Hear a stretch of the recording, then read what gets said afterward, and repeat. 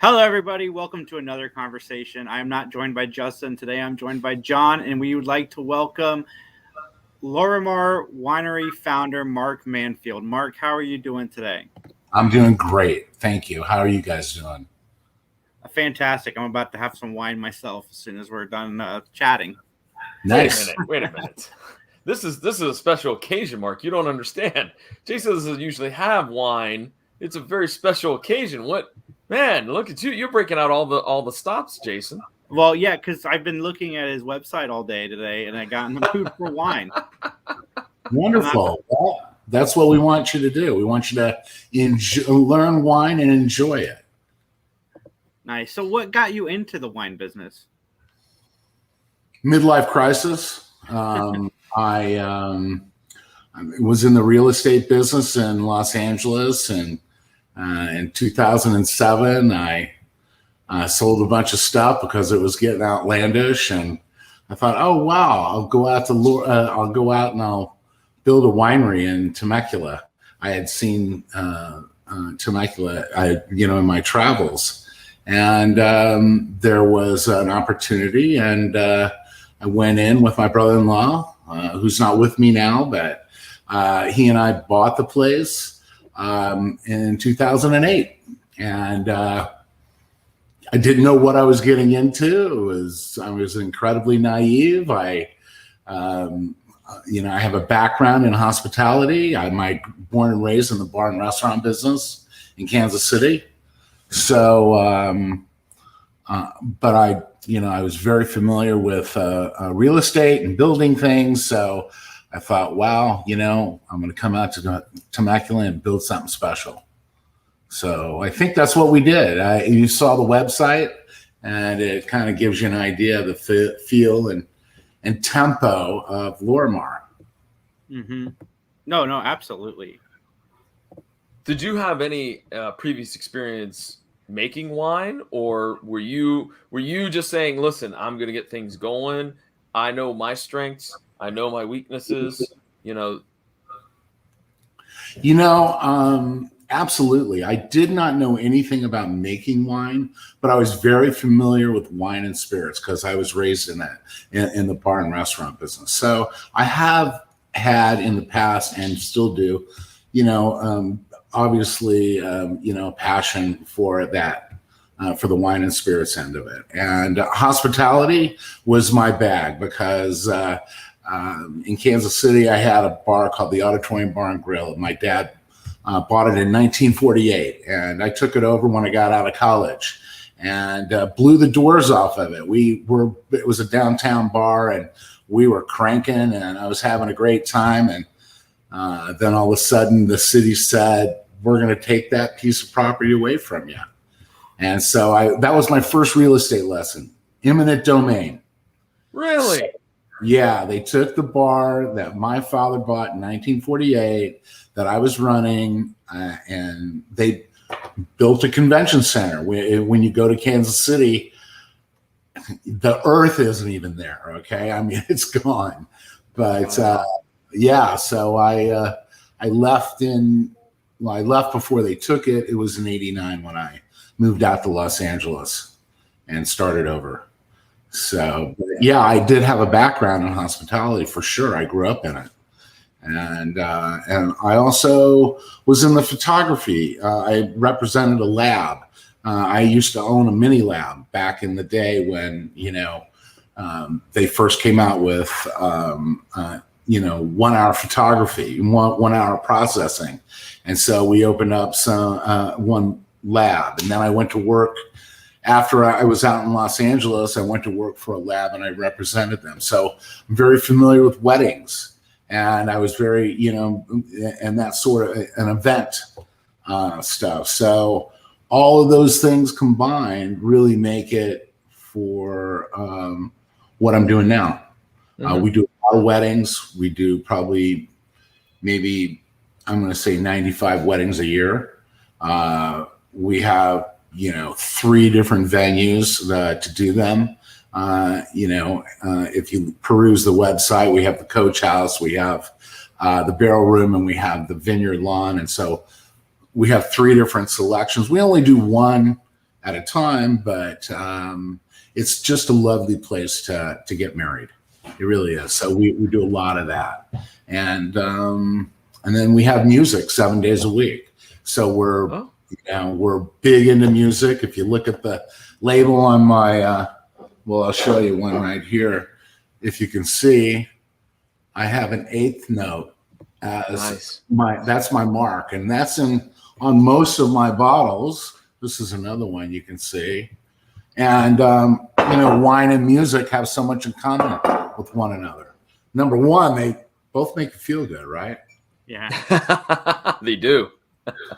So there's lots of similarities, and I wanted to kind of blend Lorimar with wine and music and food and art. We have nationally acclaimed artists that show their work, and we do a lot of work with the local artists. So we do a really good job with it. A lot of people come to view the art, and the local artists sell it. We do a pretty good job with it. So it's just a real place to come and kind of,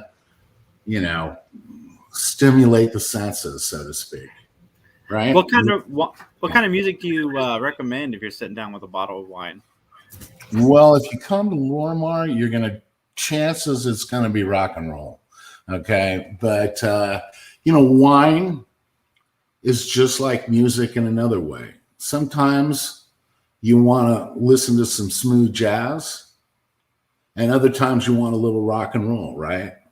With wine, it's the same thing. You may want a big, bold, jammy wine, like a Cabernet Sauvignon or a Petit Syrah. And other times you may just feel like to have something like a Chardonnay, a cool drink with your salad, right? So those are similarities between it. So that's kind of the whole thing with Lorimar, and I try and make the place comfortable. I want people to come and sit and bring their friends. We have a wine club. They get free tastings, 8 free tastings a month. So we have a wine club membership, and they come and they enjoy. It's a great environment, and so that's really the whole thing at Lorimar. Nice. Well, let's talk a little bit about the wines, Mark. What is your best seller? What is the wine that everybody raves about in your stock? Like I said, we have a pretty big lineup. Okay. Our Chardonnay is very popular. It's a malolactic fermentation, so it's done in these very special. Let's see if I can get it. This is actually a vineyard that we farm. These are the different seasons of that vineyard. You can kind of see the image, I think. This wine is done in what's called French oak pungens. They're twice the size of a normal barrel. Okay, so we can put the Chardonnay in that barrel, and the surface area is a lot less, so it doesn't over oak that wine.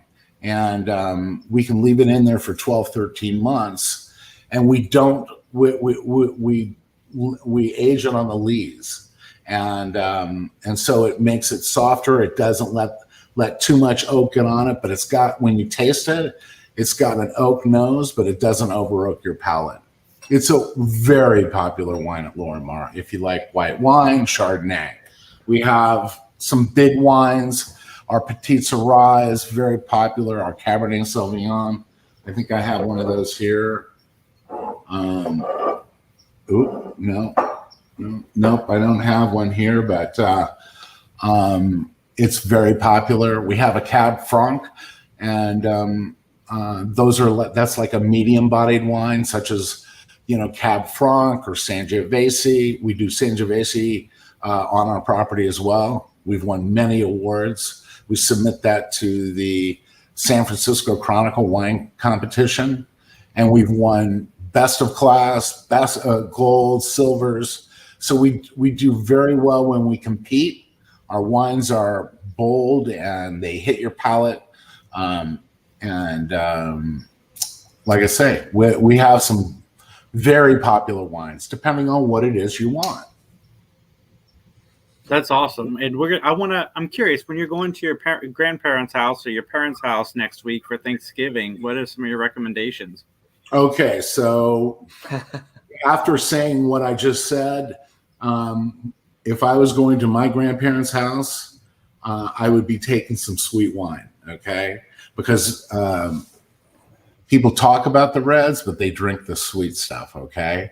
And we have an amazing wine. It's a white Merlot, and so it's a Merlot grape, just on the skins for a short period of time. So it's a rosé color, and it's on the sweet side. We make it just like a white wine, and it's very, very popular. Great with turkey. Obviously you don't want to forget about, your Sauvignon Blanc. That's a little drier. So I think between those two, you'd have a pretty good combination for Thanksgiving dinner, if that's what you're trying to pair up. All right, Ed, let me follow that up with what's something good after hitting the hustle and bustle of Black Friday shopping to relax you? Well, I would say that I would start off with either the Sangiovese or the Cab Franc. They're medium-bodied wines, great with pastas and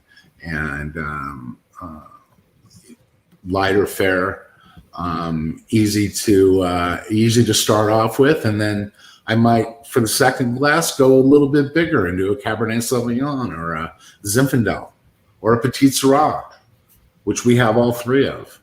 So it really all depends on what you're feeling like, right? Yeah. Yeah. Because a lot of people don't pair the right wines with their food or do that. I think that a lot of people get hung up on that a lot. If I'm going to have a really fatty protein, I'm going to want a big wine with it, right? I'm going to want something like the Zinfandel or the Petit Syrah or the Cabernet Sauvignon, because the fattiness of the meat offsets it complements that wine. If you're going to eat pasta, I would probably go with maybe a little lighter one. That doesn't mean you couldn't have the bigger one, but you want something a little bit more drinkable. Like over in Europe, they drink wine instead of water, right? I mean, so they want to be able to drink more of it. That's a lighter bodied wine. Typically you can drink a little bit more of it. But if I was having spicy Thai food, really spicy Thai food, I think you guys have probably had it. You've had Thai tea, right? It's very sweet. That's to counteract that hot. So if I was going to have Thai food, I would be drinking Muscat Canali, which is another wine that we carry, very popular. We sell a lot of it. I'd say out of the two bottles I mentioned, the White Merlot and the Muscat Canali, that's probably the two wines that I sell the most of. And if you're drinking, if you're eating really spicy Thai food, you want to be drinking the Muscat Canali. It's nice and sweet. And I don't drink sweet wine typically. I mean, I just don't. But with something like that, I mean, I will suck down a couple of glasses of that for sure. Okay. It just goes so well with it. So it really, it's kind of what you want to do. Cheeses, desserts, you can pair them up. You generally pair the sweet ones up with the desserts, like cheesecake. You might have Muscat Canali. There's the White Merlot is there. You see up top there the 19.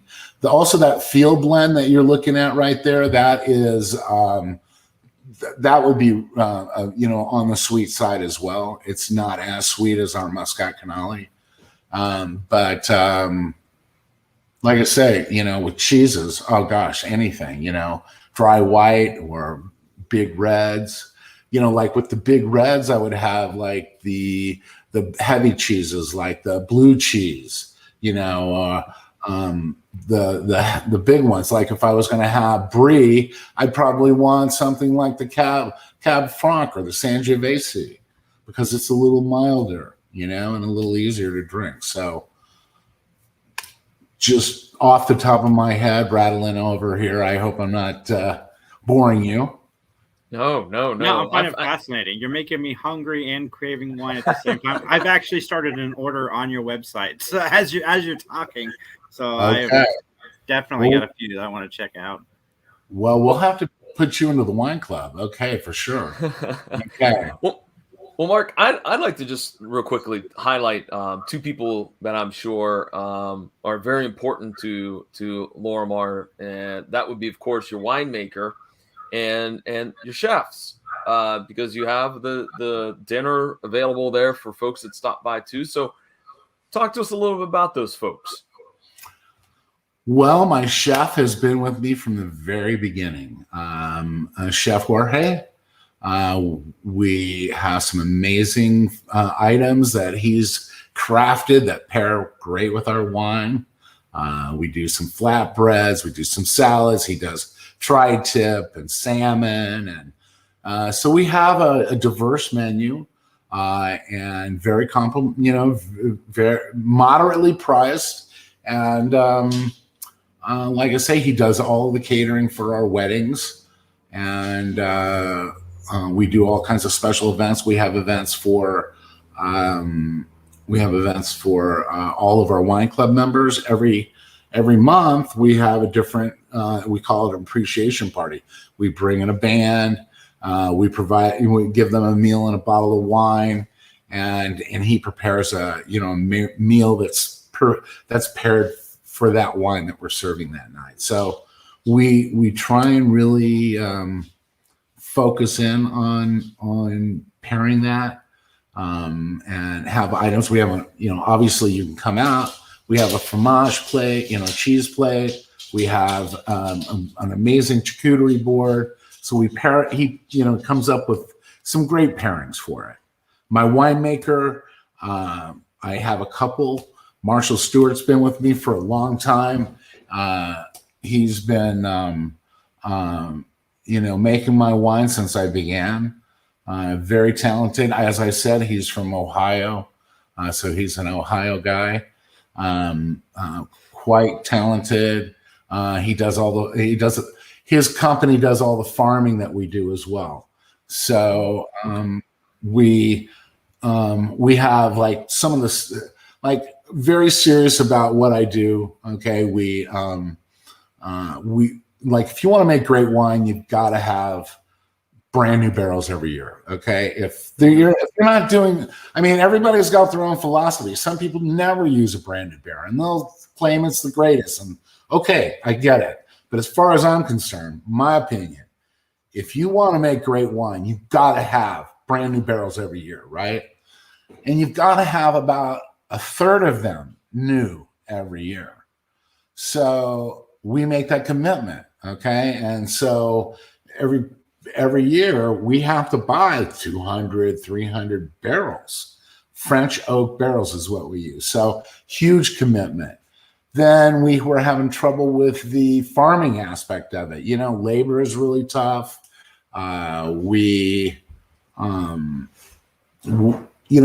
When you want perfect fruit, you have to harvest it at the exact moment it's ready. You can't let it sit on the vine. We're testing when it gets close. We're testing twice a day. And when the sugars hit, when the bricks hit the proper number that we're looking for, it's time to harvest them. And we want to get them off the vines as quickly as possible. So there's other vineyards in the area also that have fruit that needs to be harvested. So the crew may be there. And if you want to harvest your fruit at the exact time, it has to be harvested at like 1:00 in the morning, because we want to let the grapes cool down because a lot of times it may be warm during the day. So we want to let it cool down, and then we will harvest at 1 o'clock and be done by the time sun comes up. I mean, not before it starts getting warm the next day. So they'll go all night harvesting. And so in order to cover that and never have fruit that's sitting on the vine, we went out and purchased, it's called a Pelunk harvester. It's state of the art. And it's an amazing machine. So we're able to literally go and get our fruit at a moment's notice. And it gives us absolute perfect fruit when we get it. Okay. It's an amazing machine. So we made the commitment to get this, and we actually farm other people's, we do their harvesting for them, other people. We don't farm it, but when it hits, everybody needs it. So we keep the machine pretty busy in the valley. And like we made a commitment so now we've got that covered. We get our fruit exactly the appropriate time. We made a commitment not to use Roundup anymore. Roundup is a big thing. Everybody is worried about our food supply and how much of this Roundup that they use, right? And so we made a commitment. We use what's called an under-row cultivator. So instead of spraying the weeds, which you have to do, you have to maintain the weeds somehow. Believe me, all of our food, this is all going on, but we're not doing it. We have this machine that literally zigzags in and out of the rows and it cuts the weeds. So it doesn't hurt the vine, but it's got these levers, and when it hits it, the blades go in, and then when it hits the other one, it goes out. And it's really amazing. So we don't use that anymore. So making wine takes a lot of resources and a commitment. And that's kind of what we've been doing at Lorimar, for sure. Yeah, your passion over all of this comes through very, very much so through your voice. Like, you could tell that you really like doing what you're doing, and that's fantastic. I do enjoy it. Yeah, for sure. It's a great experience. We have. I think what I enjoy most about it is our team of people that we have at Lorimar. A lot of them have been with me for a very long time, and it's just a really fun environment.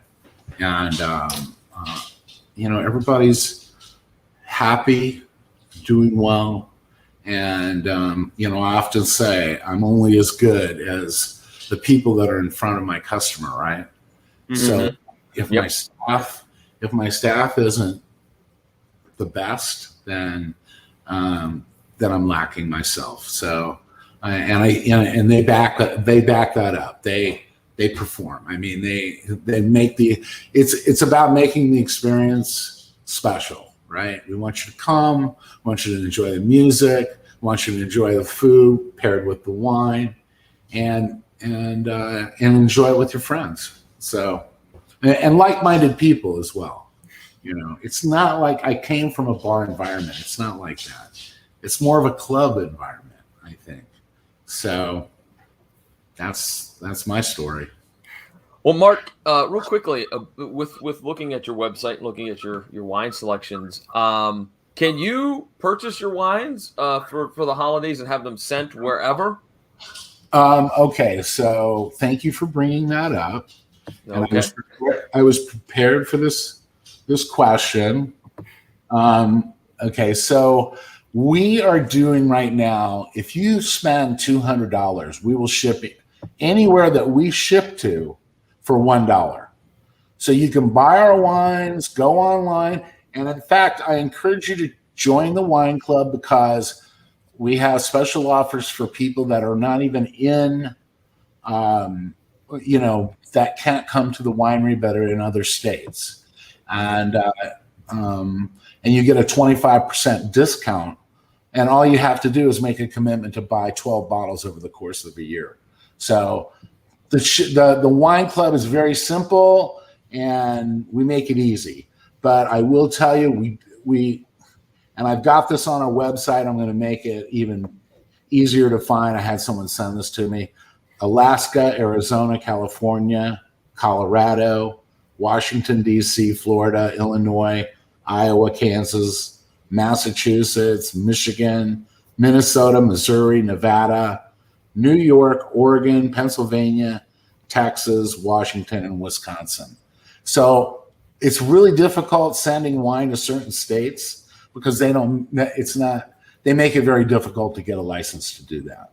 So we're limited to this. And this is on the website. But if we ship to any one of these states, if they spend $200, it's $1 shipping. That's a heck of a deal. There you go, folks. That's a great deal. This is Great a really good gift. deal. Guess what? You can buy these gifts and we can send them out, and you don't have to worry about it being stuck on a ship out in the ocean right now. Right? Right. Absolutely.